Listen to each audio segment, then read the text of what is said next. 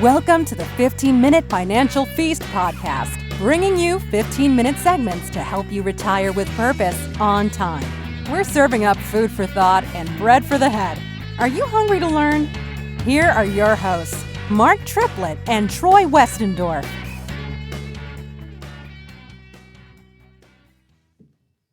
Welcome to another episode of the 15-Minute Financial Feast. I'm your host, Mark Triplett. And I'm Troy Westendorf. Troy, let's talk about IOUs. Oh, Mark, I told you I'd pay you that at the end of the week. No, not that IOU, not the one you left in my lunchbox. I'm talking about after you stole my lunch and you left me an IOU. I'm not talking about that one. I'm talking about IOUs to the IRS. All right, so what are IOUs to the IRS? Give us a couple of examples. IRAs, 401ks, all those dollars we contribute to and we don't pay tax on, and they grow tax deferred. And then when we hit that retirement age and we start to pull out, we realize taxes have got to come out of this. And a lot of times we don't realize the impact it has on a plan, on our retirement. When we're trying to calculate our dollars, if we're doing it on paper, we're looking at, well, I got all this dollars over here to last me X amount of years. And we forget that we got to pay taxes on this. What's that tax going to be 10 years from now, 20 years from now, 30 years from now? Basically, we're just kicking that ball down the road, kicking the can, delaying for no one really knows what the inevitable is going to be. Yeah, and, we've been encouraged by our CPAs and other tax professionals and HR departments that from companies that offer workplace retirement plans, tax defer. Financial advisors have been telling clients to tax defer. You're getting a tax savings. Even our beloved Chad Harrison, our favorite CPA that a lot of our clients work with, we have to remind him once in a while. Chad will say, "Hey, Mark, if the client puts X amount into their IRA this year, they're going to save this amount on taxes." And I have to remind him, pause. Is it a tax savings? Right. We're tax deferring, but is it a tax savings? It's a tax savings for this year. It's a tax. It reduces the taxes for that year, but it's only a tax savings if at the time in the future when they withdraw the money, that the tax rates are lower. Right. That's the only time it becomes a tax savings.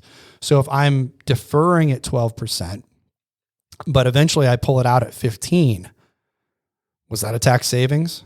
Absolutely not. I just kicked the can down the road. And as you mentioned, when you start pulling that money out of those IOUs, the IRS, your pre-tax IRAs, 401ks, 403bs, other pre-tax retirement plans, when you start pulling that money out in retirement, it affects so many other components of your retirement income, like Social Security. Right. It can impact your provisional income, which determines how much of your Social Security check is subject to tax and at what tax rate.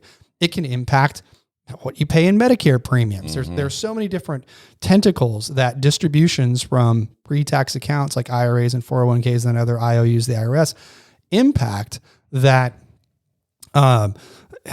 Just because you're getting a tax deferral today and you're lowering your tax bill for this particular year, it may not be a tax savings in the long run. Right. That is a question we can't answer with certainty. But we can look at our financial planning models and say, okay, are you likely to be in a lower tax rate today than you are in the future? If so, then maybe that tax deduction doesn't make sense. If you're in a higher tax rate today than you are likely to be in the future, then maybe it does make sense. And the conventional wisdom of the past was, well, you tax defer now because when you go into retirement, you'll be in a lower tax rate. How often, though, Troy, do we see people that retire and all they have are IOUs, the IRS, 401ks, IRAs, et cetera, that actually are not in a lower tax bracket when they get into retirement? In fact, sometimes they're in a higher tax rate because of all of the money that's being pulled out of pre-tax accounts to supplement their retirement income. So don't just make the assumption that if you tax defer dollars today, that you're getting a tax savings, because it might not be a tax savings. You might actually just be kicking that can down the road. Now, that's when folks are alive, right? Some of the things we run into with discussions around tax strategies with clients, they question, well, I don't want to pay it while I'm alive. so I'll just leave it to my kids to pay. Or some of them believe that if they don't take out distributions from these IOUs, the IRS, while they're alive, that magically those taxes go away. And what do we know? That's not the case. That's not true. IOUs, the IRS, are IOUs, the IRS, whether you're alive or whether you're dead. That's permanent. Just to be blunt about it. Yep. You know, if the owner of the IRA today pulls out a dollar from that IRA, assuming their retirement age over 59 and a half, no penalties. They pull a dollar out of that IRA, it's going to be taxed at ordinary income tax rates. They keep it tax deferred. Eventually the government says you have to take distributions. Those are your required minimum distributions, which under current tax law start at 72. So they pull that out, whatever the tax rate is at that time, whatever their total income tax is, it will determine what their tax rates are. But they pull that out, it's taxed as ordinary income. Okay. Then it can start affecting Social Security. It can start affecting Medicare premiums, et cetera. Then they die. They leave it. They pass it on. It's still an IOU to the IRS, whether it's a 401k or an IRA. They pass away. They leave it to a named beneficiary. Now the beneficiary inherits that. What happens? They inherit the dollars, and now we're looking at a 10-year window to take those distributions. Yeah, for most folks who are eligible designated beneficiaries, right. Surviving spouses, a few others, children. They can either, surviving spouse can take it as his or her own, but certain eligible designated beneficiaries can stretch that like the old rules. But under the Secure Act, it changed how inherited IRAs work. For most designated beneficiaries, which would be like a child, for example, who inherits it from a parent. Yep. They're not a eligible designated beneficiary. They're a designated beneficiary, and the designated beneficiary has to take that over a 10-year period. So that taxation theoretically gets accelerated at that point, but it doesn't go away. Like if I die with an IRA and I leave it to my child now has to pay taxes on it. Now, if I'm mid-80s, I pass away with a big IRA, how old is my child most likely? Oh, probably 50s, maybe. Okay. Yeah, probably. I'd say 50s probably. So possibly in their highest income earning years. Most likely. Maybe have children who are planning to go to college, most and we're likely. Trying to figure out how to get as much financial aid as possible, but now we're having to make massive distributions from a pre-tax account.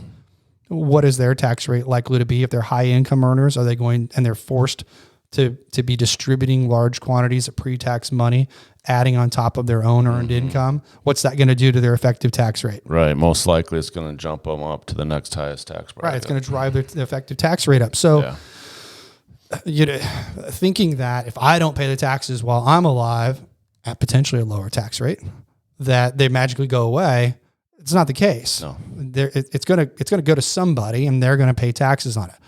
Really, the only way to not pay taxes on your IOUs to the IRS is to leave it to charity or to give it away to charity after you turn 70 and a half through qualified charitable distributions.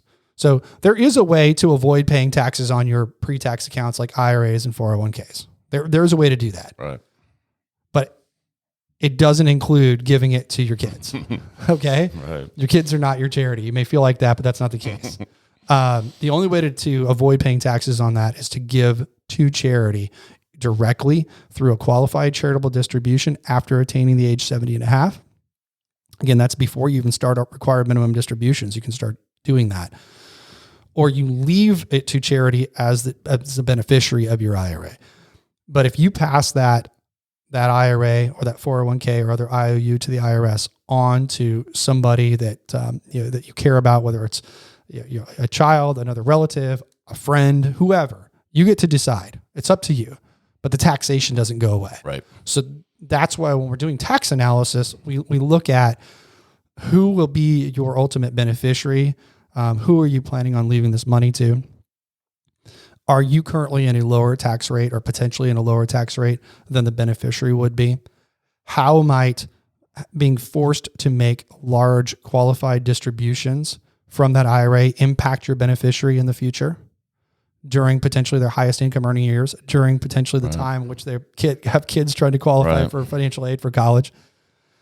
And if we can distribute some of those dollars currently now in your tax rate as a retiree, maybe in the 12% bracket, maybe in the 22% bracket, which are lower rates now than they were back in 2017, which are lower rates than we'll likely see in the future. After the Tax Cuts and Jobs Act rolls back, those go up in 2026 unless Congress takes action. So can we distribute some of those dollars now, either in the form of a distribution to you, pay the taxes, and now it's an after-tax account, put it in savings or whatever, or maybe Roth conversions, because that makes sense for a lot of folks to do Roth conversions and then leave a Roth IRA to a beneficiary. Right. Does it make sense to pay those taxes now under a lower tax regime, or leave it, say, oh, I don't want to pay the taxes, and just think they're going to go away? Right. Wash your hands, not my problem. Yep. And then end up leaving it to your beneficiaries, who ultimately end up paying higher taxes on the dollars you worked hard for to save. So we'll often look at a plan with folks we're serving and try to make the best assumptions we can using the sophisticated tools that we have to say, okay, if we distributed another dollar today out of your IRA, your IOU to the IRS, either in the form of a direct distribution to you, it's money you put in your bank, it's after-tax dollars, you pay taxes on it, or through a Roth conversion, then you can grow it tax-free for the rest of your life and leave it to your beneficiaries tax-free. If we do that today, are we likely to pay a lower effective tax rate on that dollar distributed than if we leave it to your beneficiaries? If the answer is yes, we're going to encourage the folks we serve to make those moves. Absolutely.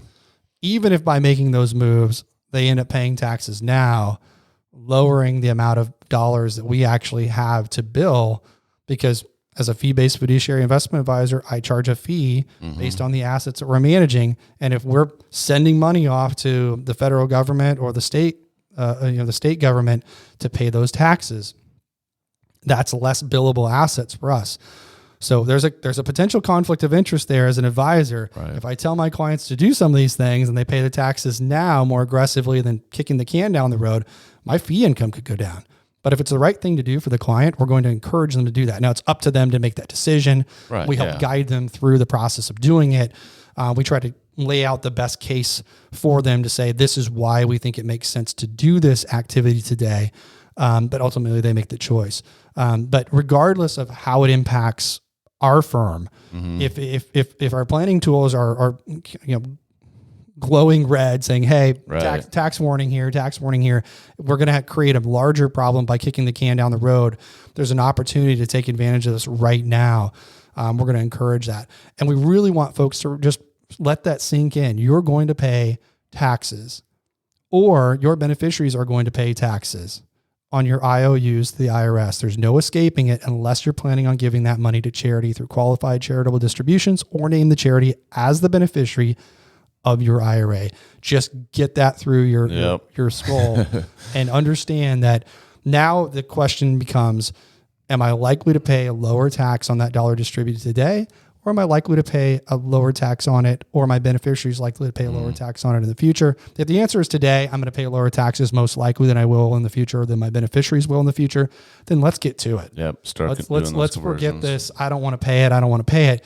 You're going to pay it. Right. Somebody's going to pay it.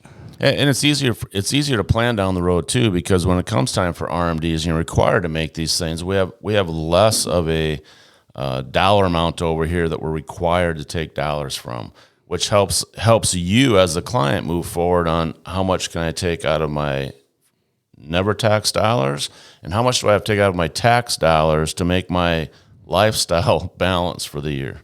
So it's going to help both sides, and it's better to start now than wish you would have. And you bring up a great point there, Troy. I mean, you bring up a great point that when we're doing the type of work that we do with the folks that we serve, and we're looking at coordinating all of their retirement resources, both income like Social Security and pension if they're fortunate enough to have one, or their retirement assets like IRAs and 401ks and other IOUs, the IRS, or their after-tax accounts. We're trying to coordinate all of that. Sometimes it makes sense to delay Social Security. It's another topic for another day. Yeah. But in order to do that and somebody still retire, we might have to spend some of their retirement dollars now. Correct. And it might make sense to use some of those IRAs or 401ks or other IOUs, the IRS now, so that by the time they've optimized Social Security for their household, by the time they're required to start taking RMDs, we've shrunk the pool of pre-tax money down to where really they have very little in required minimum distributions. It impacts their Social Security much less. We can mitigate the threat of distributions from IRAs impacting surcharges on Medicare, like income-related monthly adjustment amounts. We can maybe have a positive impact on the widower's penalty. It's another topic for another day. Yep. We've actually done a podcast on that. But what happens to the surviving spouse when his or her tax rate goes up dramatically because you're filing as a single filer versus a joint filer. So distributions from IRAs have tentacles that go so far into so many areas that the more you can manage the tax burden efficiently and over time, as opposed to just kicking it down the road thinking you're getting a tax savings, the better off you are. Absolutely. And we try to encourage our clients to see that, to be educated on it. And many of them are. They see the opportunity to do Roth conversions, or they see the opportunity to optimize Social Security by distributing assets out of their IRAs and lower tax rates now to allow them to optimize income for their household using other resources. Big impact. And I'll speak for you probably here. We get goosebumps when our clients recognize this, because we understand, okay, we're doing a good job of educating them. We're helping them understand how to make good decisions. And not only are they getting it, they're approaching us and saying, is it time to do that? And that's rewarding. And they can see why we're doing what we're doing. Absolutely. So that's it for this episode. Just remember, your IOUs, the IRS, the taxes are going to be due whether you pay them while you're alive or whether you leave it to somebody else you care about and they end up paying it. Just determine, are you in a lower tax rate, lower effective tax rate today than they will be in the future? If so, maybe some strategies to mitigate taxes in the future should be applied today. And if that's something that you're concerned about, you can reach out to us and schedule some time to have that discussion. Thanks for joining us. Absolutely. Thanks, guys. You've been listening to the 15-Minute Financial Feast podcast. Remember, every dollar has a purpose and every dollar has a timeline. If you have questions about today's topic, schedule a call with a team member. Visit www.mypt5.com. Until next time, be sure you're taking steps to retire with purpose on time. Mark Triplett is an investment advisor representative of and advisory services offered through Royal Fund Management, LLC, an SEC-registered investment advisor. Nothing contained in this program should be considered an offer to buy or sell securities. Different investments have different risks associated with them, and not all investments are appropriate for all investors.